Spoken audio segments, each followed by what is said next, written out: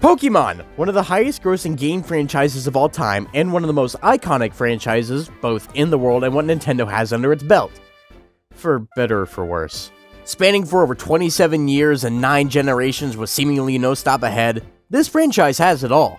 But I'm not here to discuss lore and shit when it comes to this franchise I've loved since I was a kid, all the way back when I got my very first copy of Pearl. Well, I got it from someone else. I'm not that old. I've had many great memories with this franchise, with countless hours of playing the Gen 4 and Gen 5 games, so it'll be hard for me to personally cut ties with it. But while there have been issues with the franchise, both minor and major from the start all the way up to now, fans still yearn to get their hands on a copy of a new game regardless whenever it gets announced. However, there is still one glaring issue I haven't seen many people talk about in recent years. Well, kinda.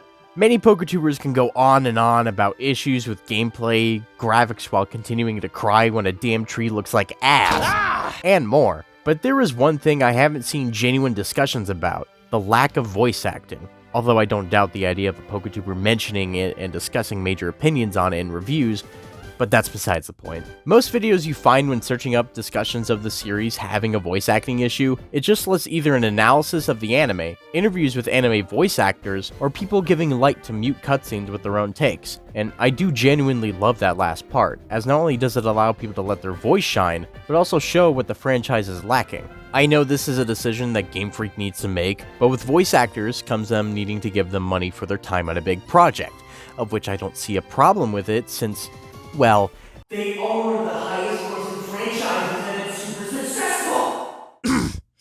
Anyways, but with this hypothetical idea of Game Freak allowing actual voice actors to do their job outside of ads and spin-off stuff, like the Iono ads when Scarlet and Violet were being announced, of which tricked almost everyone. These ads also work towards the idea of this franchise needing voice actors to shed more light and, well, character to these characters, as giving them a voice can allow people to give more thought on them, at least, possibly. But if Game Freak won't do it, as I said earlier, the fandubs of the mute scenes in the games can add more impact, emotion, and I suppose, flair.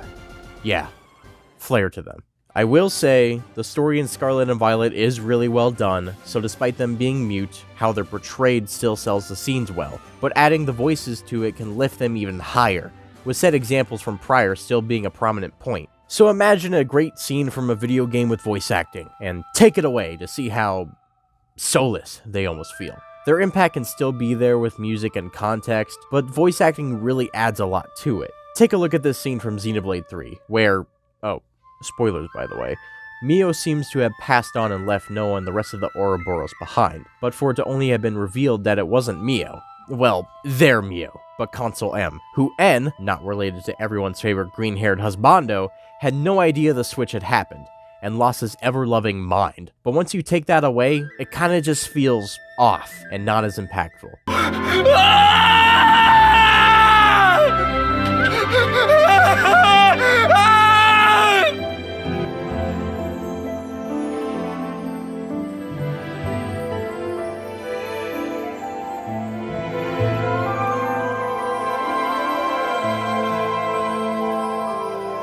This is why we appreciate you, Harry McIntyre.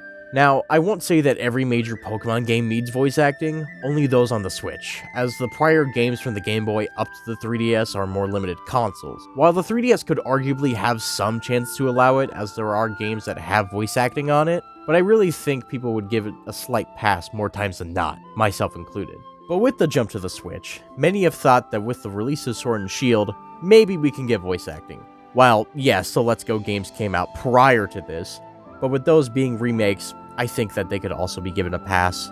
But with games after it, I think they honestly need it. So that shit like the Chairman Rose and Leon cutscene won't just be a showcase that Game Freak knows how to make an interactive slideshow on Google Slides, with no music and sound to boot. The only thing you can hear is your soul crying out in pain for the lack of fucks given here. But with the stance of this series needing voice acting, the question would be, how would it be executed? Well, the answer is how every other RPG game would do it, like Persona or Xenoblade, where in most cutscenes they'd still be mute with text boxes to keep the player knowledgeable on where to go next, or at least what's going on with the story. With very major cutscenes, have them be fully animated and voiced, or just keep the text box style and have those be voiced. and keep it consistent with the important battles, like gym battles. Although, there is a question that arises. Why bother? Like, eventually these games will get adapted in some way, so why bother getting voice actors for a game, especially when said game is mainly targeted at kids? Well, firstly, it allows voice actors to keep their jobs, but secondly, while yes, characters beloved or kinda not liked get voices eventually, whether it be the anime or Pokemon Masters. But allowing characters to be voiced can add to the games. And who said a kid's game can't be voiced anyways? Sonic has voice acting, so does Kingdom Hearts, and hell, the fucking LEGO games had voice acting. So, yes, these games are primarily for kids, but that doesn't really immediately exclude them from being voiced. Even then, sometimes there is a line that is drawn for kids media, but a lot of media nowadays that are available to kids do tackle topics that can teach them the surface level stuff of the world, or can manage to give them a memory and or characters that they'll never forget, and eventually grow up to appreciate this side of the media they love. While I shouldn't be placing this assumption on kids, as I'm the only one that I personally know of speaking with the experience, so it may not be the best idea, but hey, there's a chance I'm not wrong. I've witnessed the growing appreciation of voice actors and a lot of topics being explored with media that's mainly targeted for kids. At least topics that are still in the realms of being kid-friendly or can teach them a valuable lesson as they grow up. I don't think broadcasting channels would be too fond of Bluey going over the events of World War II. Now, I'm only speaking from a personal standpoint with all this. While, yes, me saying Pokemon needs voice acting is purely subjective, however, with what this franchise has been doing with very specific cutscenes and their stories in recent years, keeping very specific cutscenes completely mute is kinda uncanny when you know something should be done.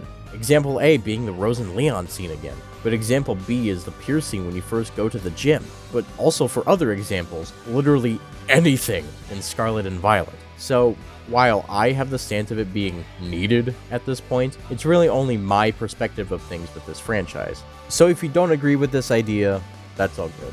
I just hope you have a great day and keep yourself safe. With all that being said, I'll either see you in my next topic video or shitpost, whatever comes first.